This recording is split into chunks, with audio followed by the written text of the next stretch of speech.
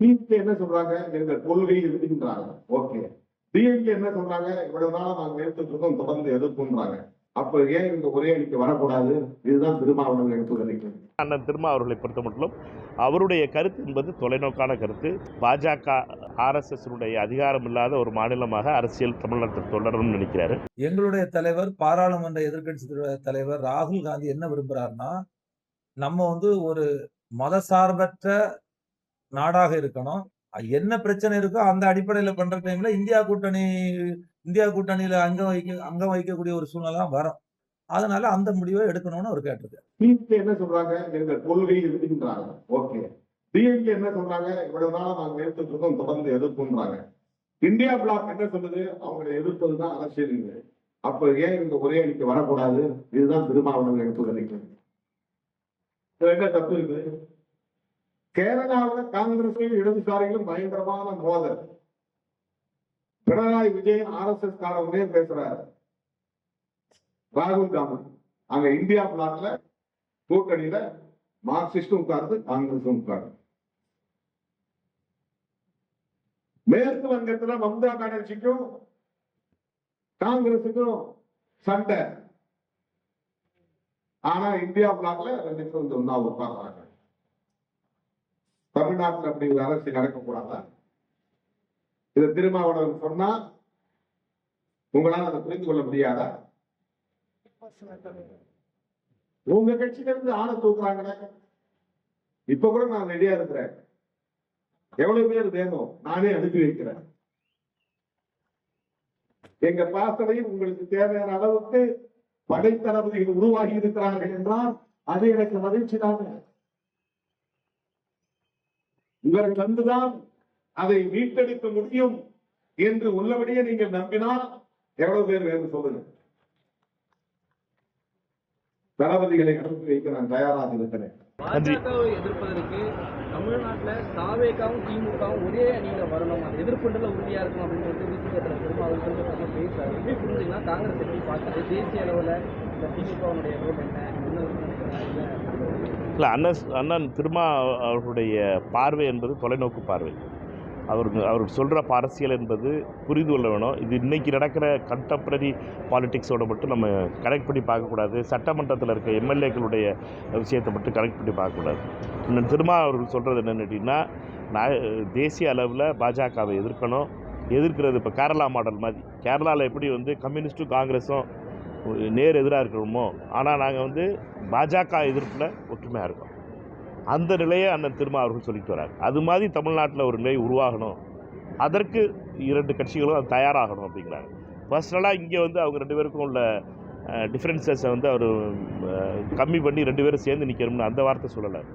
அவர் சொல்கிற டைரக்ஷனுங்கிறது கேரளாவில் மாடலில் மாதிரி மார்க்சிஸ்ட்டும் கம்யூனிஸ்ட்டும் அங்கே சண்டை கொடுக்குறோம். ஆனால் இங்கே பார்த்திங்கன்னா டெல்லியில் பார்த்திங்கன்னா ரெண்டு பேரும் ஒரே டேபிளில் உட்காந்து அந்த முதிர்ச்சி இருக்கைகளுக்கு ஒரே டேபிளில் உட்காந்து பாஜகவுடைய கொள்கை அளவில் எதிர்க்கிறதுல தெளிவாக இருக்கும். அந்த நிலையை பற்றி அண்ணன் திருமா பேசுகிறாரு.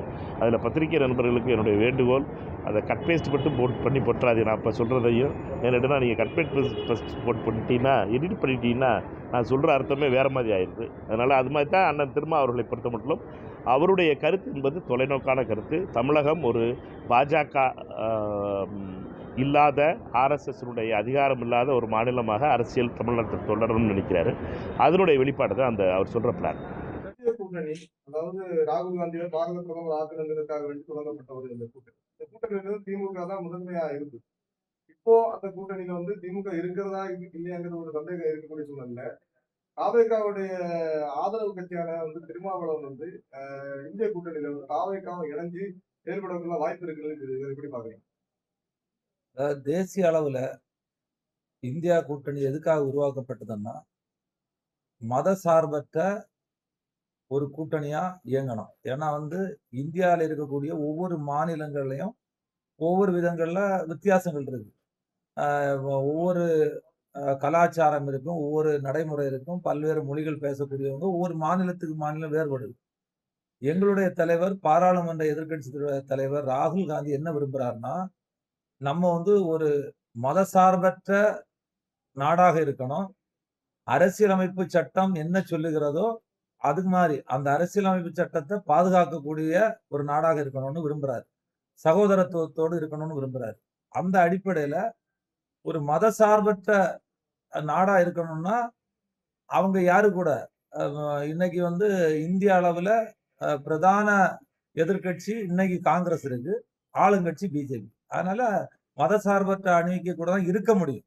அந்த அடிப்படையில இப்ப வந்து தமிழ்நாட்டினுடைய மாநில உரிமையை பாதுகாக்கணும். இப்போ மறுவரையறை வருது.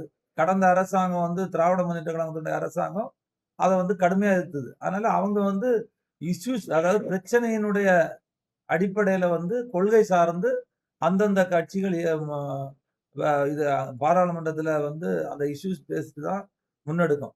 என்ன எந்த பிரச்சனைக்கு எப்படி நம்ம கையாளணும். அந்த அடிப்படையில இன்னைக்கு நீங்க வந்து மறுவரையறை தமிழ்நாடு முழுவதும் மறுவரையறை பண்ணா நமக்கு எத்தனை தொகுதி போயிடும்னுள்ளதெல்லாம் எல்லாருக்கும் தெரியும். அதனால என்ன பிரச்சனை இருக்கோ அந்த அடிப்படையில பண்ற டைம்ல இந்தியா கூட்டணியில அங்கம் வைக்கக்கூடிய ஒரு சூழ்நிலை வரும். அதனால அவர் வந்து சொல்லியிருக்காரு. ஏன்னா இன்னைக்கு அகில இந்திய அளவுல காங்கிரஸ் எதிர்க்கட்சி வரிசையில் இருக்குது. காங்கிரஸ் தான் மக்களுக்காக போராடுது. அதனால அந்த முடிவை எடுக்கணும்னு அவர் கேட்டிருக்காரு. இனி செல்லும் இடமெல்லாம் செய்தி. தந்தி டிவியின் வாட்ஸ்அப் சேனலை ஃபாலோ பண்ணினா செல்ல இருக்கும் இடமெல்லாம் செய்தி. இதோ QR கோட் இப்பவே ஸ்கேன் பண்ணுங்க, ஃபாலோ பண்ணுங்க.